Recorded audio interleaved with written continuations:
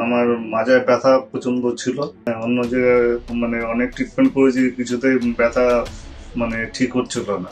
পড়ে গিয়ে ব্যথাটা, গাড়ি অ্যাক্সিডেন্ট হওয়ার পর থেকে ব্যথাটা অনুভব করি। Welcome to natural the health world. আজকে আমাদের সাথে আছেন প্রণব চন্দ্র। কিছু সমস্যা নিয়ে উনি ডক্টর KM সাইফুল্লাহ স্যারের কাছে ট্রিটমেন্ট করাচ্ছেন। আসুন ওনা থেকেই জানি ট্রিটমেন্ট করার পর উনি কেমন আছেন। নমস্কার, কি প্রবলেম নিয়ে আসা হলো আপনার? আমার মাজায় ব্যথা প্রচন্ড ছিল। আচ্ছা, আমি এখানে আসার পর ওষুধ খাওয়াতে আগের থেকে অনেকটাই ভালো আছি। তো কোথাও অন্য জায়গায় ট্রিটমেন্ট করা হয়নি আপনার? হ্যাঁ, অন্য জায়গায় অনেক ট্রিটমেন্ট করেছি, কিছুতেই ব্যথা ঠিক হচ্ছিল না। কোথাও পড়ে গিয়ে ব্যথা লেগেছে না হঠাৎ করে ব্যথা চালু হলো? পড়ে গিয়ে ব্যথাটা, গাড়ি অ্যাক্সিডেন্ট হওয়ার পর থেকে ব্যথাটা অনুভব করি আমি। আচ্ছা, অনেক ডাক্তার দেখেছি, কিছুতেই ঠিক হয়নি।